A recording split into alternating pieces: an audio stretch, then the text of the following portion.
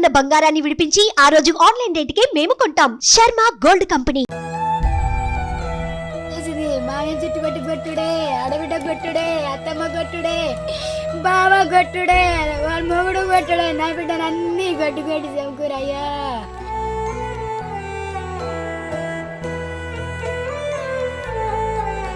Welcome to Suman TV. వాళ్ళిద్దరూ ప్రేమించుకున్నారు, పెళ్లి చేసుకున్నారు. పెద్దల ఇష్టంతో ఇద్దరు కలిసి అన్యోన్యంగా కాపురం చేసుకుంటూ ఒక పాపకి జన్మనిచ్చారు. ఏమైందో ఏమో తెలియదు, వారిద్దరి మధ్య వాగ్వాదం ఏర్పడింది. వాళ్ళిద్దరి మధ్యలో మనస్పర్ధాలు ఏర్పడి ఆ మనస్పర్ధాలు నిండు ప్రాణానికి బలికొనేదాకా వెళ్ళాయి. చనిపోయిన ఈ భానోతు ఉమా ఎవరైతే ఉందో ఆమె ఇద్దరి మధ్యలో ఉన్న మనస్పర్ధాలతో ఆత్మహత్యకు పాల్పడింది. ఆమె ప్రస్తుతం ప్రెగ్నెంట్, గర్భవతి అనే విషయం తెలుస్తూ ఉన్నది.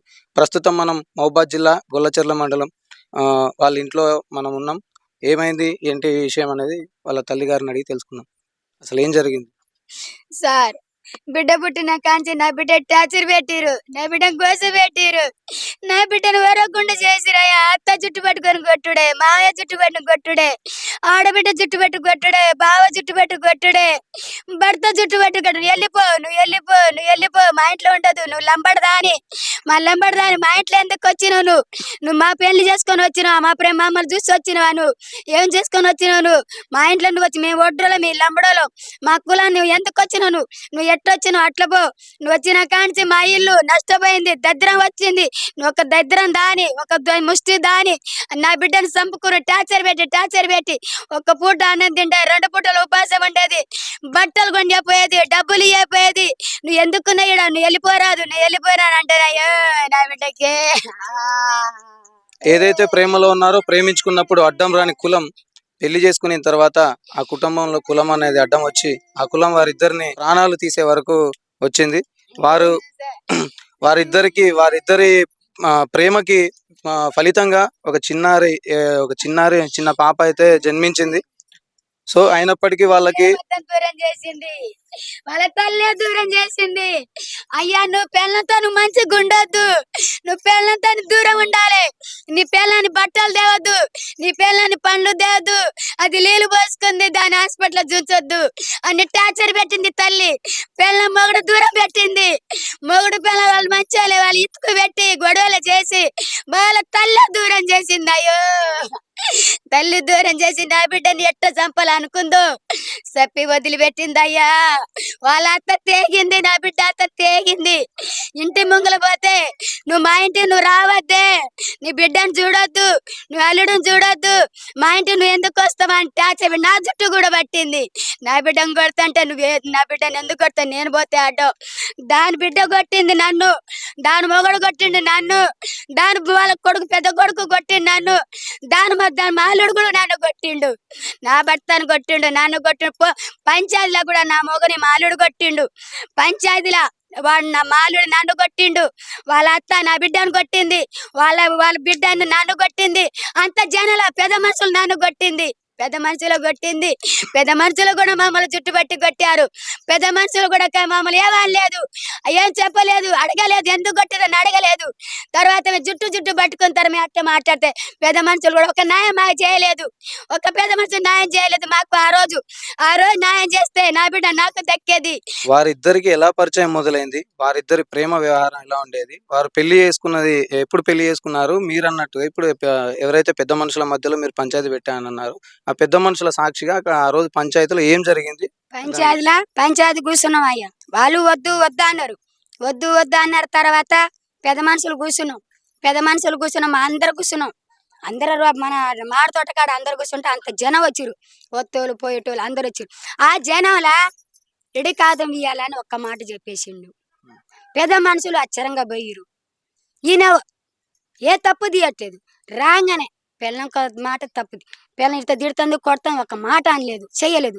ఈయన ఇడి కాదు ఇస్తాడు, దేనికి మా వాళ్ళు ఆలోచించారు. మరి ఇప్పుడు ఏ విధంగా అంటే ఆ పిల్ల ఎటువంటి తప్పు చేయలేదు, పిల్ల అయితే మంచిదే, కానీ మాకు వద్దని విడాకులు కావాలని అయితే ఏ విధంగా అయితే వాళ్ళు కోరారో, పెద్ద మనుషుల సమక్షంలో మీరు విడాకులు అడిగినప్పుడు ఎందుకు అడుగుతున్నారని పెద్ద మనుషులు ఎందుకు విడాకులు ఇవ్వాలని ఏ విధంగా అడగలేదా? ఎట్లా ప్రశ్నించలేదు? అడిగిరు. అడితే మాకిడి కాదేం కావాలి, మాకు అది వద్దు, మాకు అసలే వద్దు. ఏ కారణం చేత? అది ఒక దరిద్రంది, మా ఇంట్లో అది ఉండదు, అది ఒక దరిద్రంది, మా ఇంట్లో ఉండదు, మేము ఇచ్చిపో. వాడిని ఎంతైనా డబ్బులు ఇస్తాం, ఎంతైనా డబ్బులుగా అది వదిలిస్తాం అని పోరాటం మీద కూర్చున్నారు. సార్ ఇప్పుడు టార్చర్ పెట్టిండు, వాళ్ళ పిల్లలు నేను తిట్టినా కొట్టుకున్న నా పిల్లల్ని తీసుకొని పోయిండు. నాకు చెప్పకుండా ఉగాది రోజు తీసుకుపోయిండు. తీసుకుపోయిన తర్వాత ఇక కొన్ని రోజులు నేను మాట్లాడలేదు. కొన్ని రోజులు మాట్లాడిన తర్వాత ఇక ఇట్లా వాళ్ళు తీసుకుపోయిన కాడ నుంచి కమ్మలో కొన్ని రోజులు ఉంచారు. కమ్మలో కొన్ని రోజులు ఉంటే కొంచెం మంచిగానే బతికిరు, వాళ్ళు 3 పిల్లలు మంచిగానే బతికిరు. అత్తపోయి ఒరే కొడక మన బేరం చేద్దాం రా, మన బాగుపడదాం రా అని కొడుకుని నేర్పుకొచ్చి గొల్లచెల్ల తీసుకొచ్చింది. గొల్లచెల్ల తీసుకొచ్చి మేకల బేరం కొన్ని రోజులు చేసింది. కొన్ని రోజులు మేకల బేరం చేస్తే వేరే నువ్వు దరిద్రుడా, నువ్వు మేకలు వస్తే బేరం కావట్లేదు అని కొడుకుని తిట్టింది. కొడుకు తిట్టిన తర్వాత మళ్ళీ టాటర్ పని పోతాడు. టాటర్ పనికి మళ్ళా ఆయన చేసిన కూలి నువ్వు తింటాను, మళ్ళీ ఇయ్యలేదా నా బిడ్డ మీద తిడుతున్నావు. నువ్వు కొడుకు చేసిన డబ్బులు తింటాను, మళ్ళీ ఇయ్యలేదా మన బోకర్ మాట మాట్లాడుతున్నావు. అన్నీ నీదే కదా, మేమైతే అడగట్లే కదా. ఇది ఇలా ఉండగా ఆ రోజు అసలు ఏం జరిగింది? ఆమె ఆత్మహత్య యత్నానికి ఎందుకు పాల్పడింది? ఆమె ఆత్మహత్య చేసుకోవడానికి సిద్ధంగా ఉన్న విషయం, అంటే ఆమె ఆత్మహత్య యత్నానికి పాల్పడిన విషయం మీకు ఎలా తెలిసింది? ఆదివారం రోజు అల్లుడు మందు తాగిండు.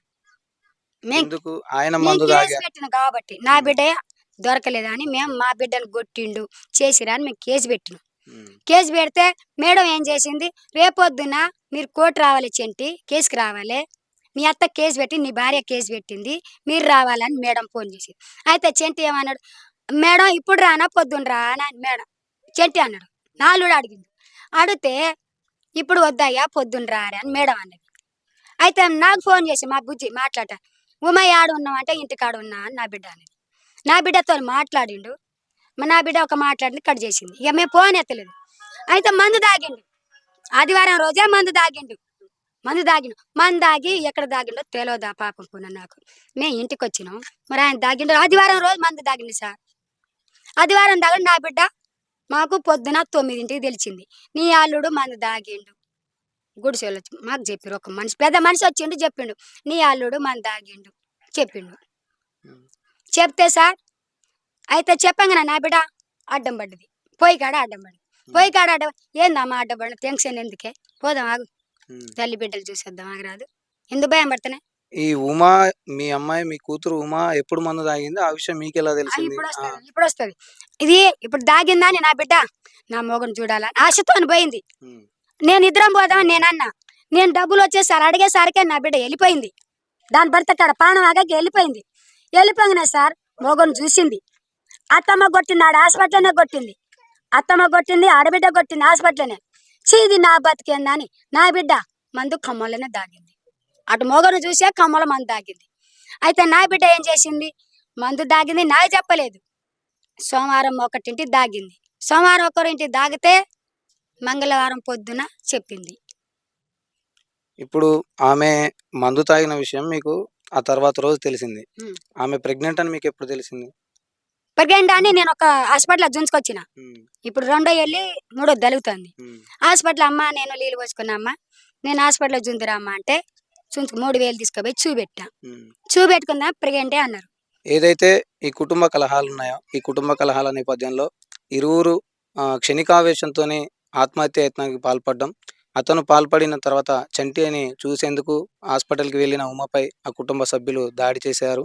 ఆ దాడిని ఆమె మనస్ఫూర్తిగా అంగీకరించలేక ఆమె బాధతోనే ఆమె ఆత్మహత్యకి పాల్పడింది. ఆమె ఆవేశపడడం 100% కరెక్ట్ కాదు. ఎందుకంటే ఆమె ఒకతే కాదు, ఆమె కడుపులో ఒక బిడ్డ కూడా పెరుగుతున్నది. ఒక క్షణికావేశం ఆ 2 జీవితాలని బలి తీసుకునుంది.